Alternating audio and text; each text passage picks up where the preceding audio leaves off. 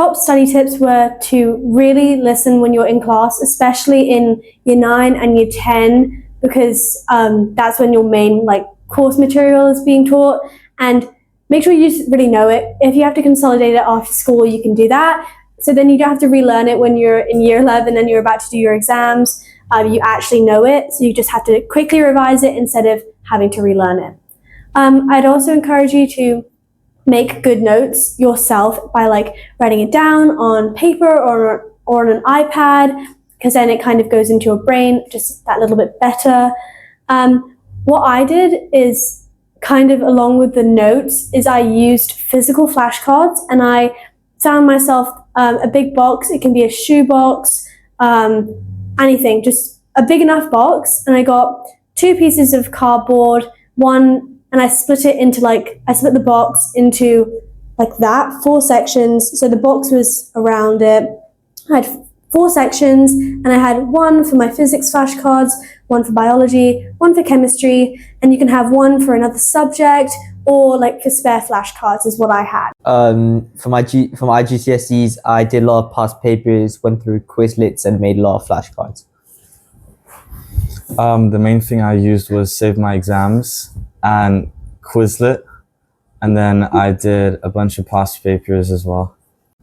Okay, how did I study for my exams? Honestly, I think the biggest and most important thing is to just do, and more importantly, understand your past papers. So I think especially when it comes to some subjects where there's a definite yes or no answer, things like math, physics, maybe chemistry, anytime there's calculations involved, it really helps. Obviously, you need to know what you're doing, but then it's just a matter of doing as many past papers as you can and getting a stronger grasp for the concepts that are being taught.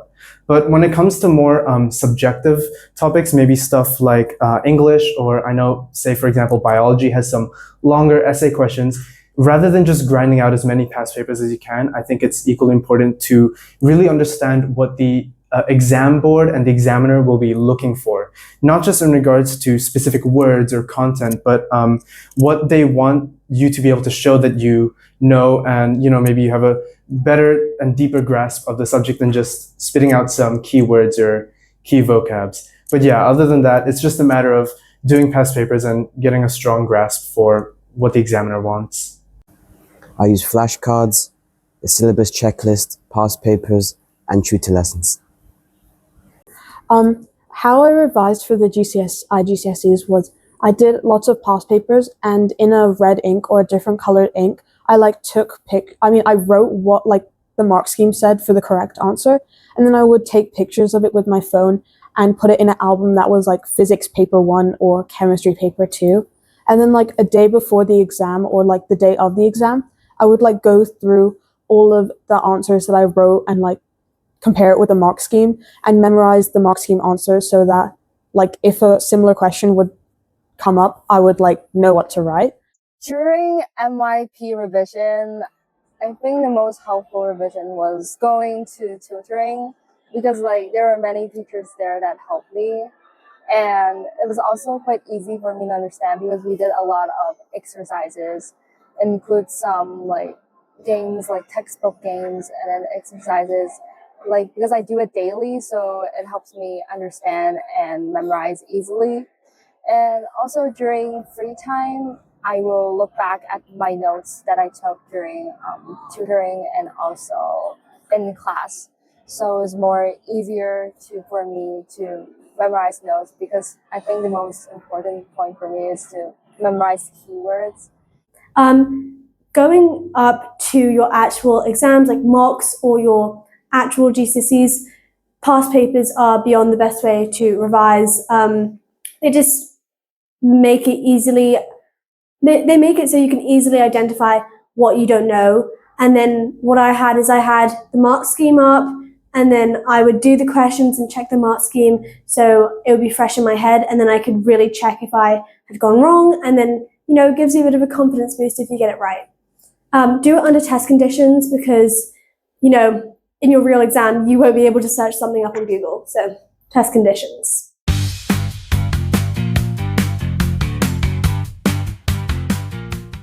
Okay, so how do you manage your time? Honestly, I can argue that this is probably more important than understanding any concepts or however many past papers you do, because if you have a solid plan for time management and how you're going to approach the exam maybe half a year before, you're probably set to learn whatever you need to. So the easiest way to chunk it out is probably into maybe 6 months before the exam, 1 month, 1 week, and 1 day. Firstly, I just want to say, if you have any plan at all, if you have something structured, you're already a step ahead of the curve. 6 months before the exam, I think you should really look into doing full, timed exam condition past papers. You really need to be able to perform well under the exact sort of scenario you'll be doing your exams in. So, full silence, pretend like your parents are your invigilator, something like that. 1 month before, it's probably good to keep doing the past papers. Maybe see if you can reduce the time that the normal exam would allow for. So you never know what's going to come up on the exam. Almost definitely, you're probably going to run into some kind of question you haven't seen before. You'll need to allocate more time. Who knows what could go wrong? 1 week before, I think this varies subject by subject. Subjects where you either know it or you don't, things like maybe physics or math, I don't know if there's a whole lot you can do. But if there's any memorization involved at all, things like formula, definitely get those down. Spanish or French or whatever language you're learning, this is the time to start cramming vocabulary. Do your vocab cards. I mean, you should have them done before, but extra stuff you want to do, you do them now. 1 day before your exam, sleep. You need all the energy you can get. This is not the time to be studying. I'll be honest, if you're studying the night before your exam, you're probably already cooked. There's nothing you can change the night before your exam that wouldn't have been improved by just getting a good night's rest and being able to think and process properly during the actual day of the exam. So 6 months before we had the mocks, so I was revising then, but then when the mocks ended, I got really lazy and I didn't really care. How about you, Rat? For 6 months, I didn't really do that much. I was on like Fortnite a lot. I don't know. I was just like trolling a bit. But then I did a bit. For 1 month, this is when things started to get a bit more serious, because I was locking in a bit more and just doing more past papers and more Quizlets and flashcards. How about you, Rat? A month before, I started to get a bit nervous as well, and that's when I started finishing, like making all my flashcards, and I started doing past papers as well. And a week before my first exam, which was English literature, I felt more confident, so I didn't do as much, which I should have. A week before, I was kind of prioritizing my other subjects and didn't really do that much, but still a bit, but not as much as I could have done. And for a day before, I was really cramming in everything I knew from year 9 to year 10 to year 11, and just trying to memorize as much as I could, seeing where I made a lot of mistakes in my past papers, and just really going over it. How about you? For me, the day before, I didn't do that much. I just did 1 or 2 papers, and then I relaxed because it helped me to like focus for the next day.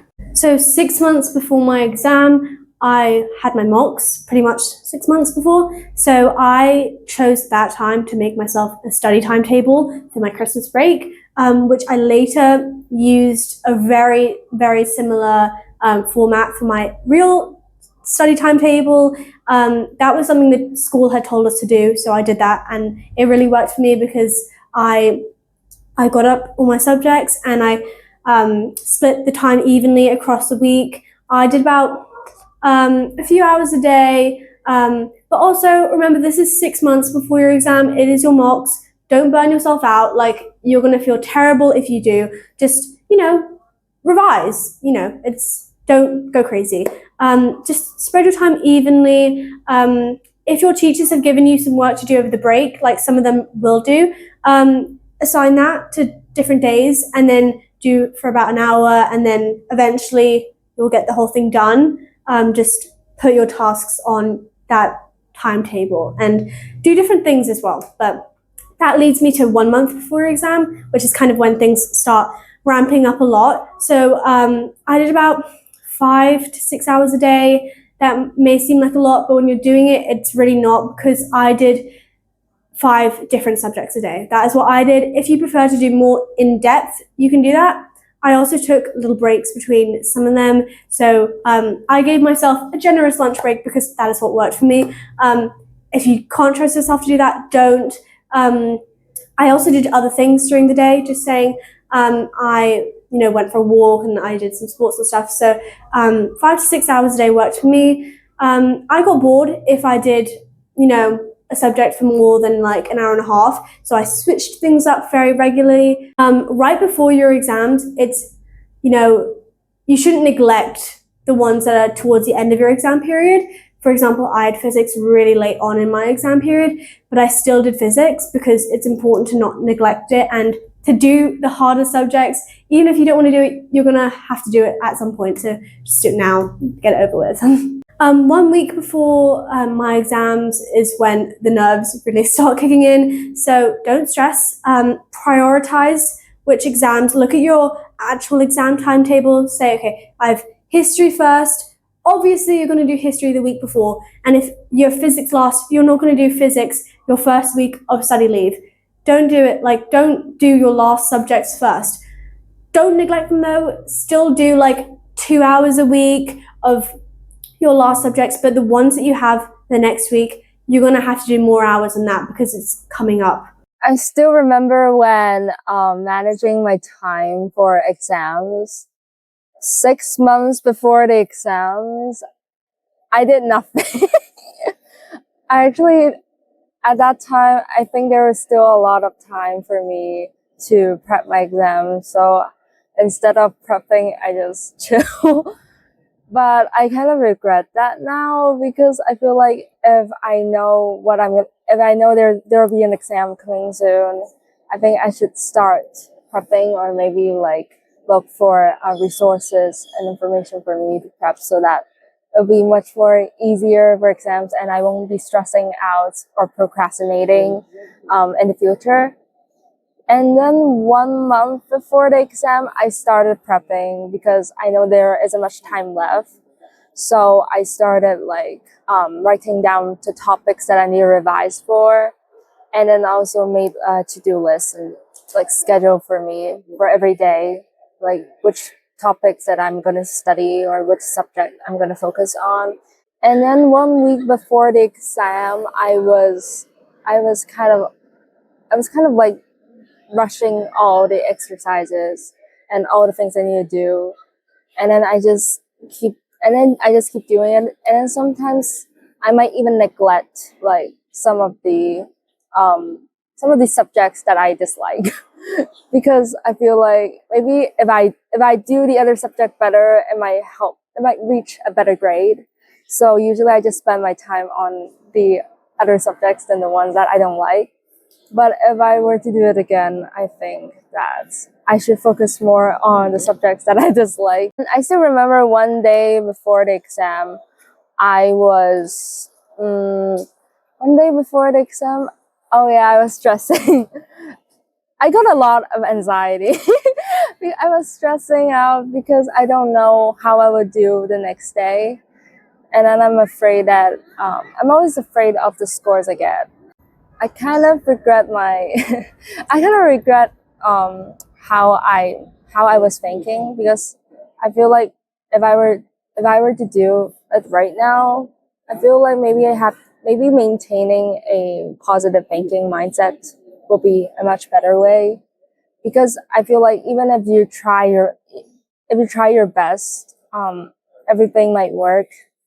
And also, even if you did something wrong, you can always learn it from your mistakes, and it's also part of the progress of learning.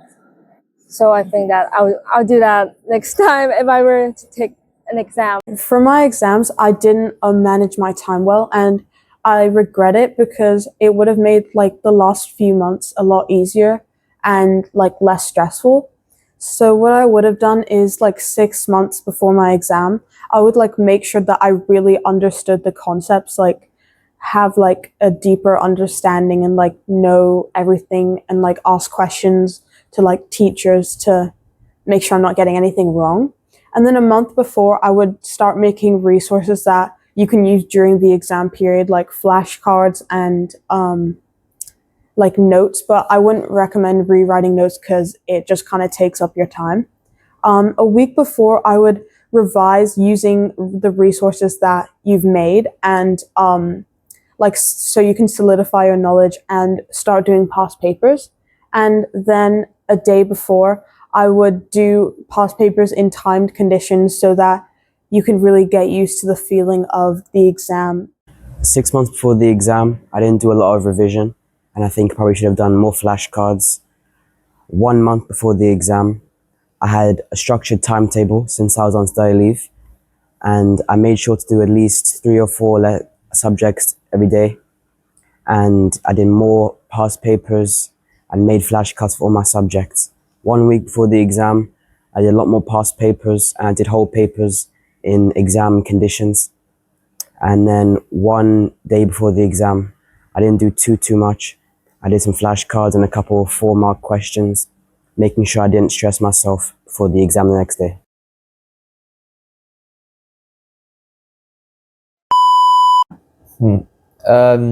How did I revise for my IGCSEs? So, can you just re-roll?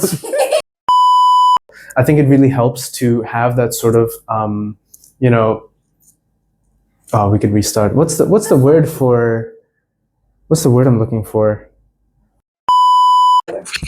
Hello, Rat. Hi, Rat. Hi, Rat. What did you do today? We just sleep over here. Oh, yeah.